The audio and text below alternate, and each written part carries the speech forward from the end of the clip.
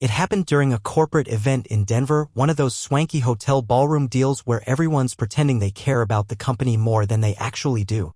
Round tables with stiff white cloths, waiters balancing trays of champagne, ambient lighting that made it hard to tell who was actually enjoying themselves and who was faking it. Honestly, I only stuck around because Holly asked me to. Said it'd be good for optics, whatever that meant. She looked beautiful that night, as always. A deep emerald dress that matched her eyes and clung just right, not in a showy way, but in that confident, polished way she'd mastered over the years. She always had a talent for looking put together when I felt like I was just trying to catch up. The kind of woman that walked into a room and made people glance twice. I was proud of that. Maybe even a little in asterisk mid-ated. At first, I didn't notice anything unusual. I was chatting with one of the junior partners near the bar, trying to act like I belonged in the conversation when something caught my eye. Across the room, near one of the pillars draped in white lights, was Holly, my wife, standing close to Alex from her department. Not just close like we work together, close. Close like there wasn't a full foot of personal space between them.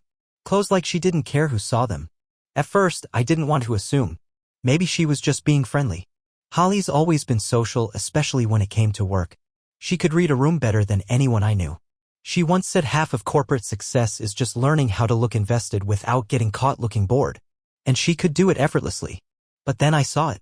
She leaned in, real close, lips nearly touching Alex's ear, and whispered something I couldn't hear. He didn't respond right away, just looked past her shoulder. Then she turned slightly, glanced in my direction, and smiled. That smile didn't sit right. It wasn't the warm, familiar one I used to get when she caught me watching her from across a room. This one was different. Measured. Mechanical. Something in my stomach twisted. I excused myself from the conversation and started walking toward them. I don't think she expected that, me closing the distance like that. And just as I got within a few feet, she pulled her phone closer to her chest, screen inward. She was fast, practiced, almost, but not fast enough. I caught a quick flash of a message notification before it disappeared. Tomorrow as planned. He has no idea. The words hit like ****** punch. I stopped walking. My mind scrambled to connect dots I didn't want to believe were there. She saw me looking and immediately the charm dialed up to 10. Hey, babe, she said, beaming like she just spotted me for the first time that night. Come meet Alex, you've met, right? Yeah, we've met, I said, my voice flatter than I meant it to be. Alex stuck out his hand, all business as usual, but I didn't take it. I looked at Holly instead. She was already in damage control mode. I knew that tone, that rhythm in her voice. She was building a wall with words before I even had the chance to ask a question. Connor, are you okay? She said, her voice soft and overly concerned. You look like you've seen a ghost. I didn't answer. My eyes flicked down to her phone again. She saw it and quickly slid it into her clutch. Like it never happened. She kept smiling, kept talking something about how tense I'd been lately, how work stress was getting to me, how I'd been so on edge ever since the move. She even threw in the word controlling like it was just another adjective, like she was diagnosing me in front of a coworker. I couldn't believe it. She was painting me as the irrational husband while deflecting from whatever that message meant. Alex eventually excused himself, thank God. The moment he was out of ***T, I asked her what the message was about. What message, she said, her brow furrowing like I just accused her of a crime. Connor, are we really doing this here? I didn't answer, just kept my eyes on her. She sighed and touched my arm. You're being paranoid, she said gently, like I was a child throwing a tantrum in public. It was a work thing. I can't even remember what the message said. You're reading into nothing. Reading into nothing. Right? I tried to let it go. I really did. I laughed it off, took a sip of my drink, and forced myself to engage in the rest of the evening like nothing had happened. But every time I looked at her, every time she laughed too hard at a joke that wasn't funny or brushed someone's arm during conversation, that message replayed in my head. Tomorrow as planned. He has no idea. She didn't bring it up again. And I didn't push. Not that night. I didn't want to be the guy, the suspicious husband who couldn't handle his wife being successful, social, independent. But as we drove back to the hotel, the silence between us wasn't comfortable. It was calculated.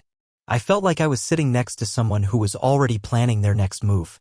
She scrolled through her phone the whole ride back, screen tilted away from me. When we got back to the room, she changed quickly, slipped into bed, and rolled away with a soft goodnight. That was it. No warmth. No discussion. Just dismissal. I lay there staring at the ceiling, heart racing, mind spinning. That message kept looping in my head, louder than any excuse she could have given. And somewhere in that quiet, polished hotel room in downtown Denver, somewhere between the muffled street noise and the sound of her slow, steady breathing, something in me cracked. Just a hairline fracture, but deep enough to change everything. In the days that followed Denver, the memory of that message gnawed at me like a slow burn. I couldn't shake it. Every time I replayed it in my head tomorrow as planned. He has no idea. I felt myself slipping deeper into a space I didn't want to occupy. Suspicion. Paranoia. The kind of mental terrain where nothing feels solid and even the most innocent gestures start to look like performance. I told myself I was being dramatic, but then I started remembering things. Things I had overlooked, dismissed, or filed away under the label of normal married life. Like her schedule. It had become erratic. At first, it was subtle. A late meeting here, a last-minute business dinner there. But over time, it morphed into a routine of long hours and vague explanations. She used to text me when she was on her way home, a small ritual I'd come to depend on. That stopped happening around the same time she started putting her phone on Do Not Disturb after 8 p.m. When I asked, she said it was part of her new boundaries. Connor, I'm trying to be more mindful, she told me, her tone coded in that rehearsed empathy she had started using more often. You know how much we're all addicted to our screens. Then there was the language. Everything became about growth. Space.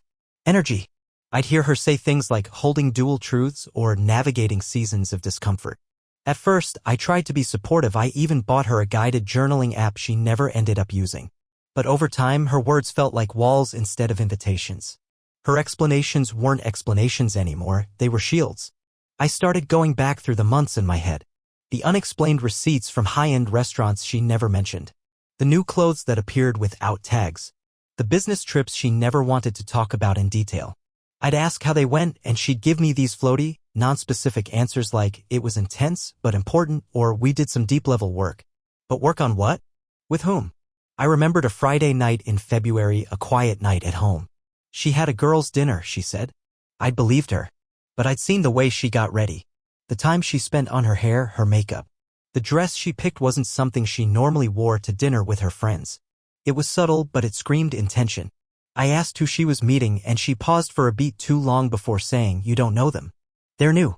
New. Everyone was new lately. Her phone was the biggest shift. She used to leave it out face up on the kitchen counter. Now it never left her side. Even when she showered, it came with her into the bathroom. Once I walked past and heard the faint sound of a voice memo being recorded, a hushed tone, quickly silenced when I knocked on the door. When I asked about it later, she brushed it off. Said it was just notes for work. She had also started using shared cloud storage for everything. Said it was more efficient. But when I logged into our shared folder one night to grab our mortgage documents, I noticed several anonymous files labeled with codes and dates. None of them were names I recognized, no client folders, no event materials. When I opened one, it was just an empty doc with a date on it. Nothing else. But the access log showed that it had been opened and closed repeatedly. Like someone was using it for something untraceable. Something hidden in plain sight. At the time, I told myself I was imagining things. That I was turning nothing into something. That every couple goes through weird patches and maybe she was just in a phase. But now, after Denver, after that message, I saw the pattern.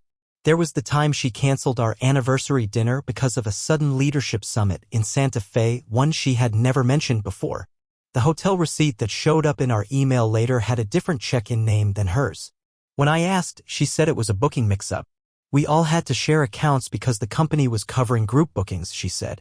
I believed her. Why wouldn't I? You don't marry someone expecting to become a detective in your own home. I remembered a night a few months back. She had fallen asleep early, and her phone had buzzed. Normally, I wouldn't look. But this time, I saw a preview from someone saved under the name Joe M. Wellness. The message read, "Can't wait to see you again. This time, let's go longer.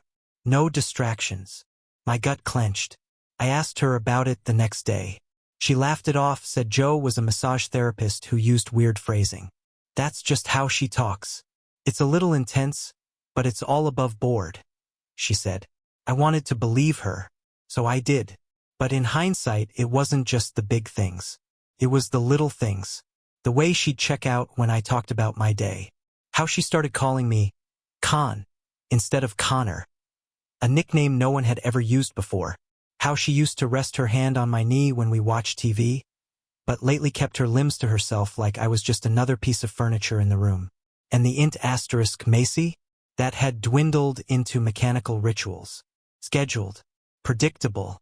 At first, I thought it was just the stress of work or maybe a phase we'd grow out of.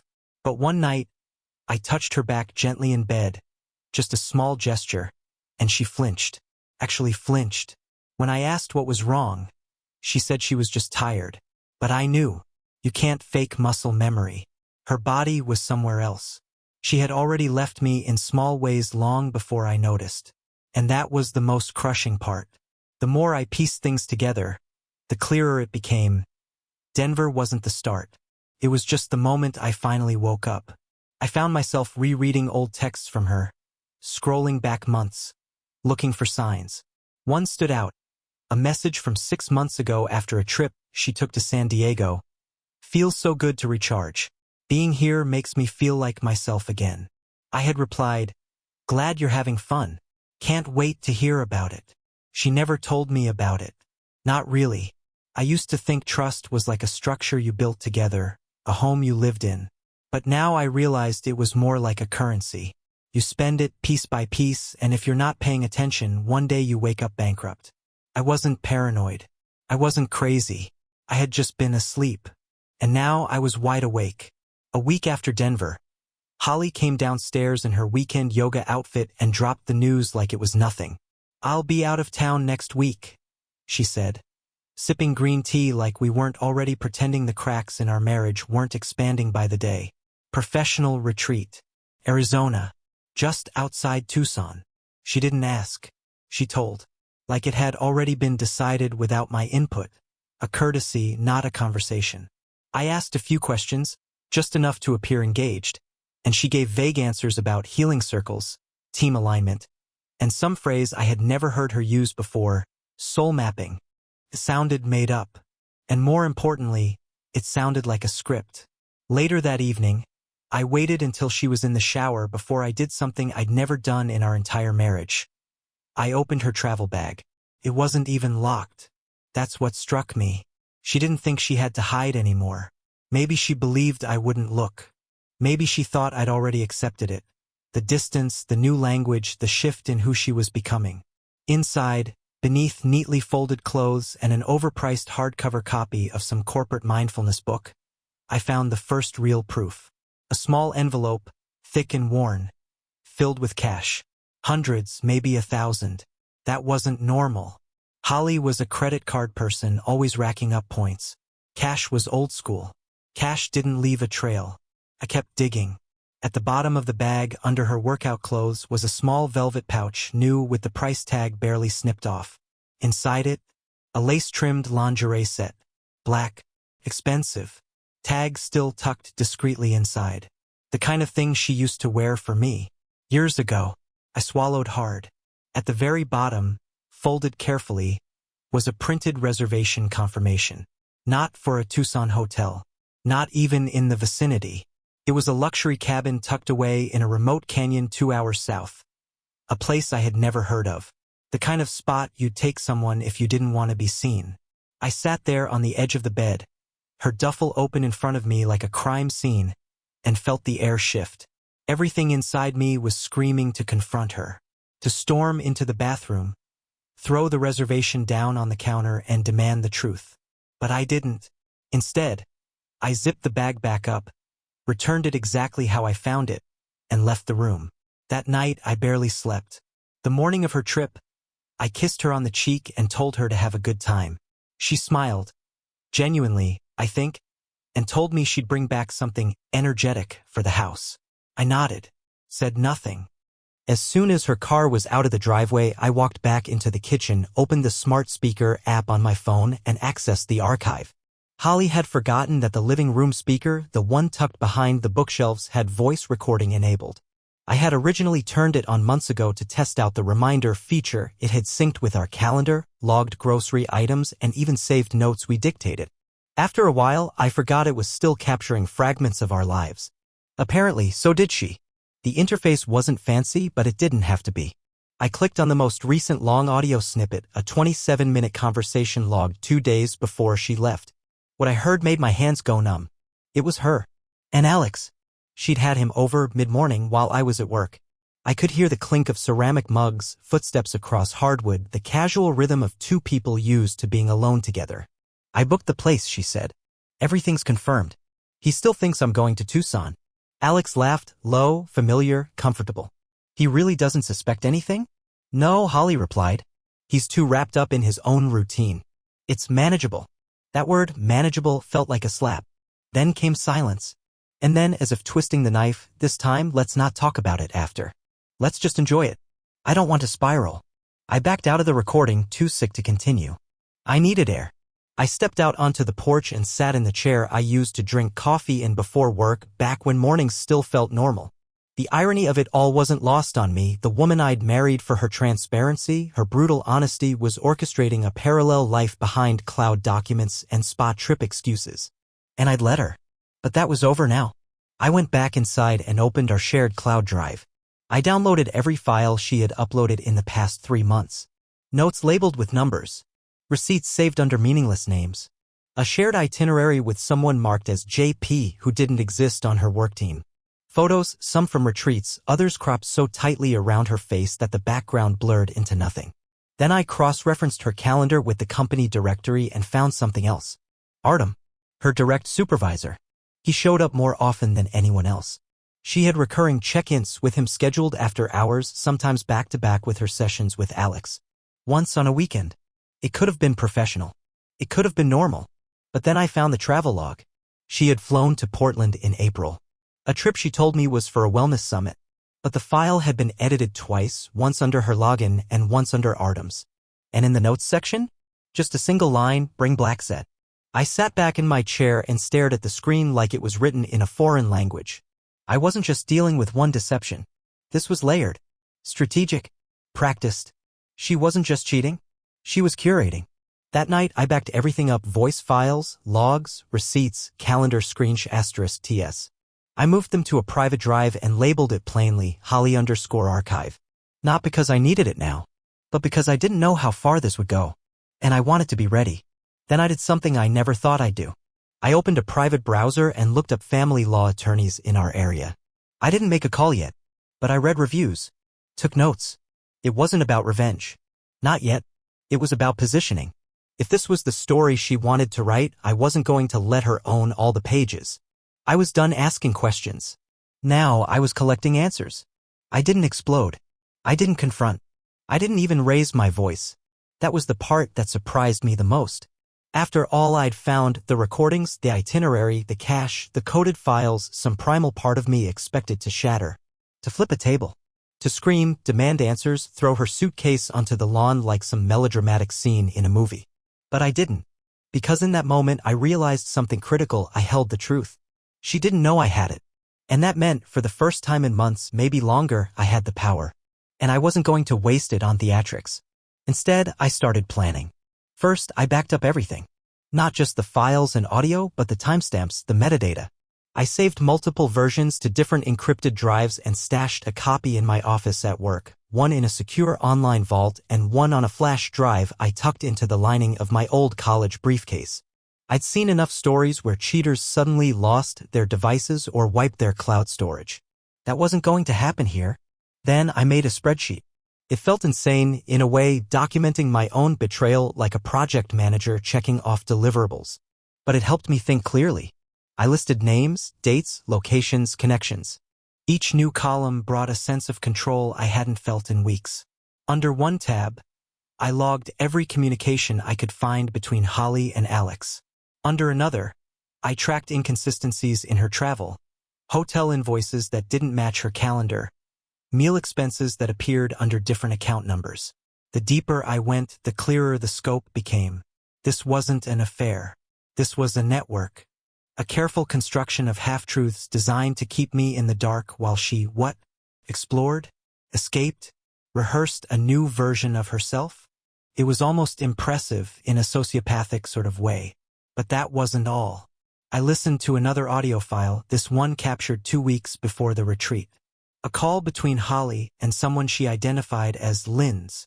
I assumed Lindsay from her HR department. The conversation wasn't int*mate. Not in the romantic sense. But it was revealing. Holly said, "I'm keeping him neutral, still leaning on his loyal husband complex. I think I can string this out through fall if we pace the check-ins." And then, as if to really cement the betrayal, Lindsay replied, "Honestly, you've been brilliant. You've created a situation where you can pivot either way. Backup plan intact." Backup plan. That was me. The backup plan. I didn't even finish the recording. I just hit pause and sat there, staring at the screen. I had to get ahead of this, not emotionally, but logistically. I called a lawyer the next morning. Not to file. Not yet. Just to consult. Her name was Dana. Mid-40s, calm, direct, no nonsense. The kind of person who looks like she can spot lies before you even speak them. I met her at her office after hours, under the pretense of a contract review. I wasn't taking any chances. If Holly was going to *P***nize the narrative, I needed to stay invisible until I was ready. Dana reviewed everything I brought, the digital files, the notes, the summaries. She didn't flinch once. After an hour, she sat back and said, "If this goes to court, you'll win. You've built a better case than most private investigators. The question is, do you want to use it?" I didn't answer. Not then. Because something else was gnawing at me. Artem. I couldn't prove anything directly involving him yet.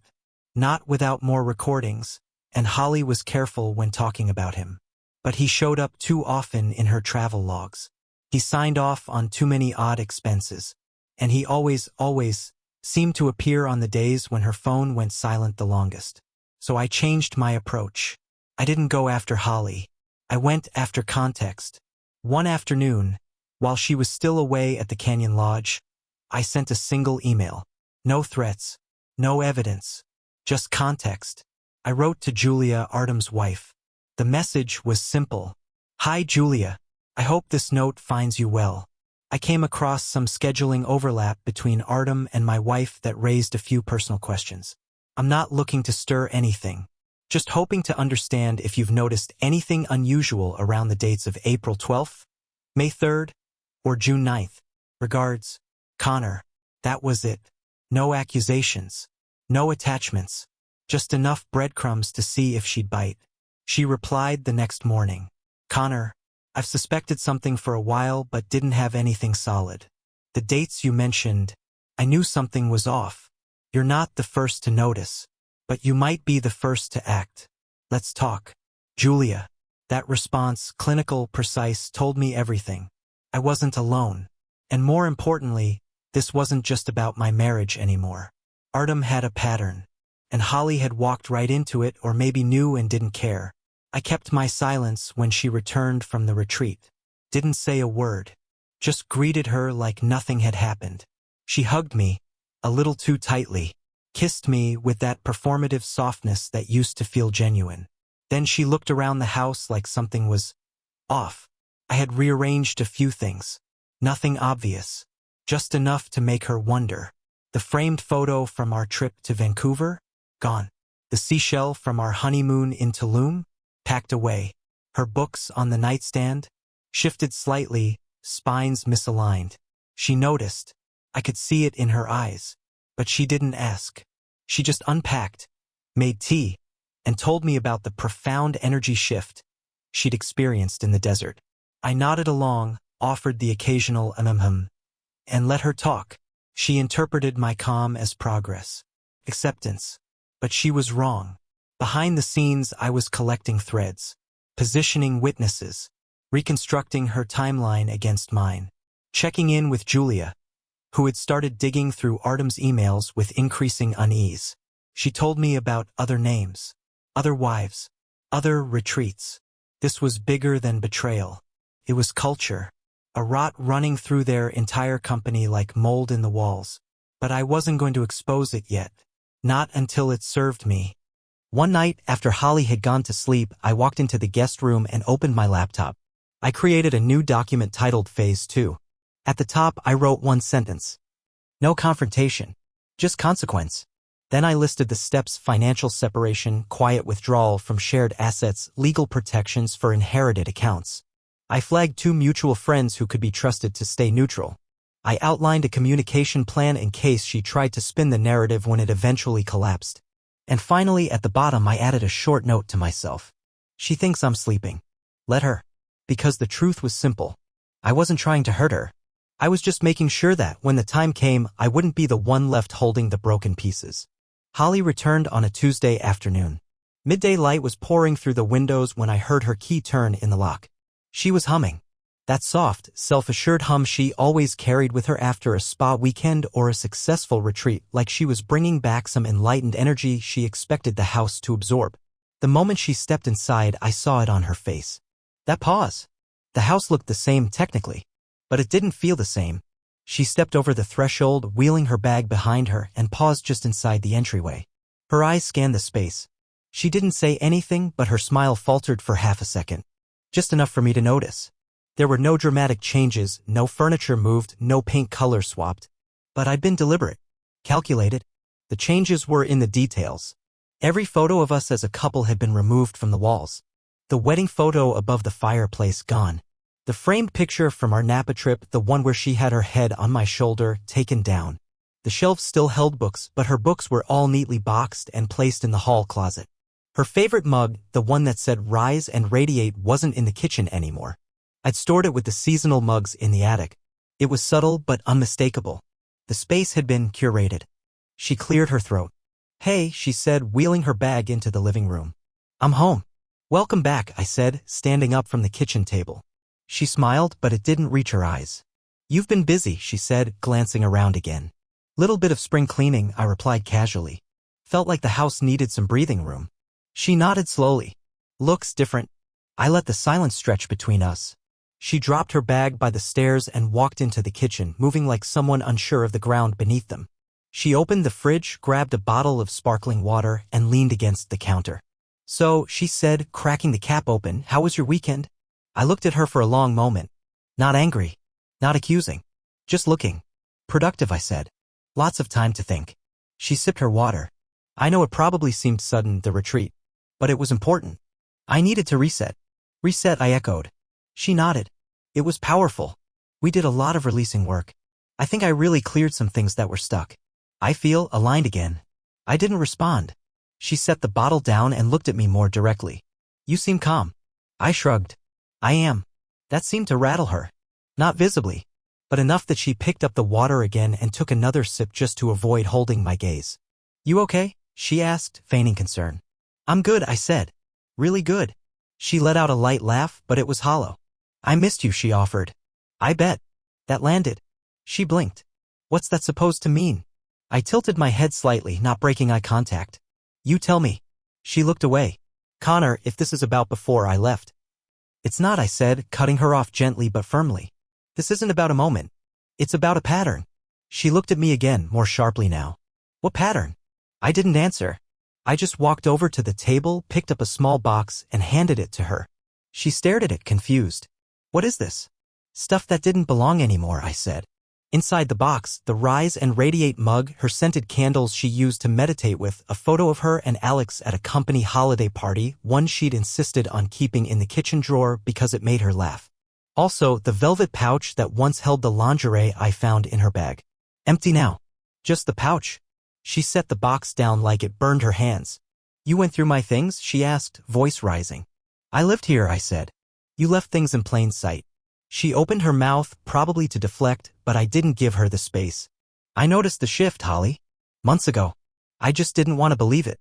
"Connor, you don't need to explain." "Not yet. I'm not asking for that." "Then what are you doing?" "Observing," I said. "Just watching.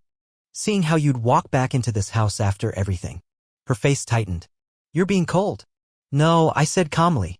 "I'm being clear." Another long silence.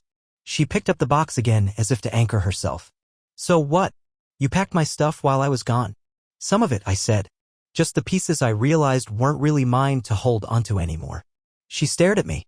"Are you saying you want me to leave?" "I'm saying," I replied, "that the version of you who left this house last week, she doesn't live here anymore. This isn't a space for secrets. Or spiritual jargon used to mask betrayal." Her eyes flashed. "That's not fair." "What isn't?" I asked. "Calling it what it is?"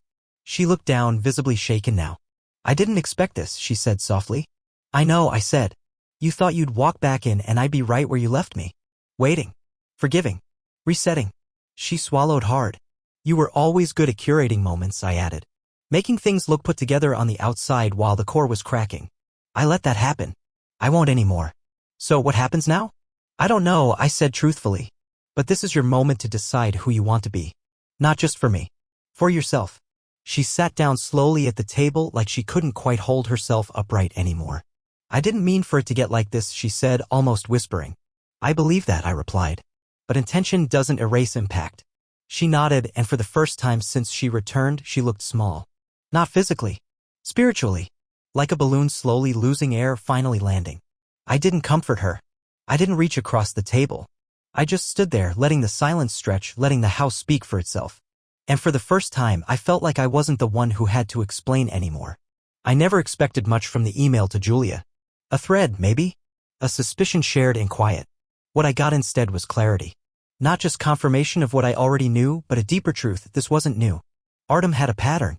Holly was just the latest addition to his carousel of empowered colleagues. Julia didn't hold back. She told me about the other women, how Artem used company retreats as playgrounds, how he blurred boundaries under the pretense of mentorship. Holly wasn't special. She was targeted. Groomed, maybe. But she still made choices. Deliberate ones. And that part, Julia made sure to emphasize, wasn't Artem's alone. Meanwhile, at home, I didn't flinch. I didn't yell. I didn't fall apart. I let absence do the talking. I stopped asking about her day. I stopped pretending to be invested in her vague stories about team calibration or energetic realignment.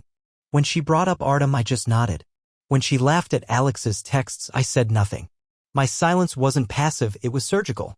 I wasn't detaching. I was documenting. She noticed. Of course she did. At first, she interpreted it as distance. Maybe thought I was slipping into depression or burnout. She tried small gestures, cooking dinner, playing music we used to like, asking if I wanted to go for a walk. But none of it reached me. Because none of it was real. Not anymore. She thought she was in control. That she was still leading the narrative. She wasn't. She'd been operating off a script that no longer applied. And the more she stuck to it, the more obvious it became how little power she had left. I wasn't angry. I was just done. 2 weeks later, I moved out. No drama. No fight. Just packed my essentials, laptop, clothes, the few books I still cared about, and left the rest behind. The apartment I moved into wasn't glamorous. Small, a bit older, and missing all the polished design touches Holly used to obsess over. But it was mine. Quiet. Clean. Unburdened. Holly texted me the first night. Just one line. Where are you? I didn't respond. She called the next day. Left a voicemail saying she was confused, that she felt blindsided. I didn't return it. She reached out to my sister, who calmly told her that until Holly could be honest, not just reactive, she wasn't welcome in the family conversation. That was a line she hadn't expected to hear. From what I later heard, she cried for an hour on the phone. I still didn't respond. Eventually, she sent me an email. Long rambling. Half spiritual, half apology. She talked about healing, cycles, shadow work, how the affair mirrored wounds from childhood. She said it wasn't about love or lust, it was about feeling seen. She said she hoped we could someday transcend the rupture. I didn't read the second half. I just forwarded it to my attorney. There were no dramatic confrontations. No shouted accusations in a dimly lit kitchen. Just a quiet sequence of decisions made in the background. Practical. Unemotional. Final. There was no goodbye. Only closure. And that was more than enough.